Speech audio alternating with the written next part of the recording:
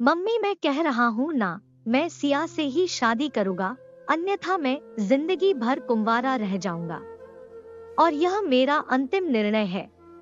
अब इस विषय पर मैं आपसे आगे बहस नहीं करूंगा। तभी अभिनव की मम्मी रमा जी ने कहा, बेटा तू समझा क्यों नहीं है? हमने तेरे सामने सिया की जन्म कुंडली पंडित जी को दिखाई थी ना, और उन्होंने सिया की कुंडली में मांगलिक दोष बताया है। अब तो बता, सब कुछ पता होते हुए हम तेरी शादी एक मांगलिक लड़की से कैसे करें? तू जानता नहीं कि मांगलिक दोष वाले की जीवन साथी की मौत जल्दी हो जाया करती है। इसलिए तुझे मैं समझा रही हूँ, तू भूल जा सिया को। रमा जी ने अभिनव को बहुत समझाया, पर अभिनव का कहना था कि जब मैंने सिया से प्यार किया था, तब मैंने उसके साथ प्यार करते हुए जन्म कुंडली का मिलान नहीं किया था। ना ही मैं इन मिलानों को मानता हूँ। इसलिए अब बस मैं शादी करूंगा तो सिर्फ सिया से, और यह मेरा आखिरी फैसला है। आखिर रमा जी को अपने बेटे की जिद के आगे झुकना पड़ा और पंडित जी के द्वारा बताए गए अनुसार सिया के मंगल दोष को दूर करने के लिए अभिनव के साथ शादी करने से पहले सिया की शादी एक पेड़ के साथ करवाई गई, और उसके बाद सिया ने अभिनव से शादी करी।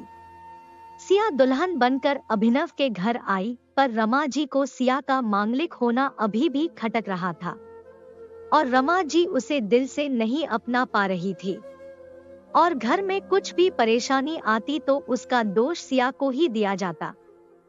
लेकिन सिया पढ़ी लिखी संस्कारी लड़की थी और वह अपनी सासू माँ से मिले इन बेवजह आरोपों को अपने दिल से नहीं लगाती थी, और ऐसे ही ससुराल में उसके दिन कट रहे थे। एक दिन अभिनव ऑफिस से जल्दी घर आ जाता है। तब रमा जी ने उससे पूछा, बेटा आज जल्दी कैसे आ गया? तब उसने बताया, माँ आज सुबह से ही सिर दर्द और बहुत कमजोरी आ रही है, इसलिए ऑफिस में काम करने की हिम्मत ही नहीं हुई मेरी। तब रमा जी ने कहा, चल बेटा जल्दी कर, हमें डॉक्टर के पास चलना चाहिए। तब अभिनव और रमा जी डॉक्टर को दिखाने गए। डॉक्टर को दिखाने के बाद मालूम पड़ा कि अभिनव को पीलिया हो गया है, और दोनों जैसे ही घर लौटे रमा जी ने घर को सिर पर उठा लिया और कहने लगी, जब से यह लड़की हमारे घर में आई है तब से हमारे घर में परेशानी और बीमारियां भी साथ में लेकर आई है। इसके कदम ही अशुभ है। अब देखो इसका मांगलिक दोष हमारे बेटे पर भी असर करने लग गया है। कल को अगर मेरी बेटी को कुछ हो गया तो कौन जिम्मेदार होगा? तभी सिया ने कहा, मम्मी जी प्लीज, और कितना नीचा दिखाएगी मुझे। आज तक मैं चुप रही, क्योंकि पापा ने यही सिखाया था कि बड़ों के आगे ससुराल में जवाब मत देना। पर आज तो आपने हद ही कर दी है। अगर मैं आज नहीं बोली तो जिंदगी भर खुद को माफ नहीं कर पाऊंगी। मम्मी जी, अगर आप पंडित जी पर भरोसा नहीं करती थी तो उनके कहे अनुसार आपने सारी मांगलिक दोष निवारण की विधि क्यों करवाई? क्यों पहले आपने मेरी पेड़ से शादी करवाई?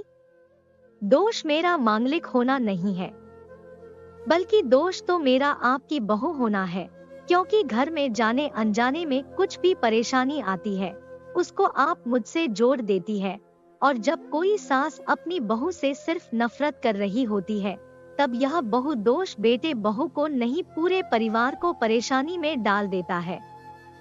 और इस बहु दोष से मुक्ति भी सिर्फ सास ही दिलवा सकती है। बहू को अपनी बहू माने, उसे दिल से अपनाए, उसे भी सम्मान दे और यह महसूस कराए कि वह भी इस परिवार का सदस्य है, नहीं तो बहु दोष मांगलिक दोष से भी ज्यादा पीड़ादायक हो जाता है। सिया की कही हुई बातें रमा जी के दिल को झकझोर रही थी और उन्हें मन ही मन पश्चाताप भी हो रहा था। उस समय उन्होंने सिया को कुछ भी नहीं कहा। थोड़े दिन बाद अभिनव बिल्कुल ठीक हो गया और ऑफिस जाने लगा, और 1 महीने बाद अभिनव की सैलरी भी बढ़ गई। तब उसने घर आकर इसका श्रेय सिया को दिया। तो रमा जी बोली, हाँ सही है बेटा, तू तो सारा श्रेय बहू को ही देगा। तेरी माँ का आशीर्वाद भी तो तेरी प्रगति के पीछे रहता है तेरे साथ। तू तो मुझे श्रेय देना भूल ही गया। तब अभिनव ने कहा, माँ, इस बार सिया का मांगलिक दोष मुझ पर और न ही मेरी तरक्की पर नहीं लगा। और माँ, जब हम बुरी परेशानियों का श्रेय सिया को देते हैं तो अच्छे कामों का श्रेय भी तो सिया को ही देना चाहिए। तो इसलिए आज का सारा सिया को जाता है। अभिनव ने हंसते हुए कहा। तब सिया बोली, अभिनव, तो क्या तुम भी मुझे ऐसा समझते हो? तब अभिनव ने कहा, नहीं सिया, बिल्कुल नहीं, बल्कि मैं तो माँ को यह समझाना चाह रहा हूँ कि सुख दुख हमारे जीवन का हिस्सा है और कभी जीवन में खुशियाँ आती है तो कभी गम भी आते हैं। इसके लिए हमें परिवार के सदस्य या अपनी बहू को दोष देना उचित नहीं है। तभी रमाजी बोली, बेटा सही कह रहा है तू, और तेरी तरक्की ही बहुत है मुझे इस झूठे दोषों से बाहर निकालने के लिए। आज मैं यह कसम लेती हूँ कि आज के बाद में सिया को किसी भी बात का दोष नहीं दूंगी। यह सुनकर सिया आज बहुत खुश थी, क्योंकि आज उसको उसकी सास ने मांगलिक दोष के साथ साथ बहु दोषों से भी मुक्ति दे दी थी।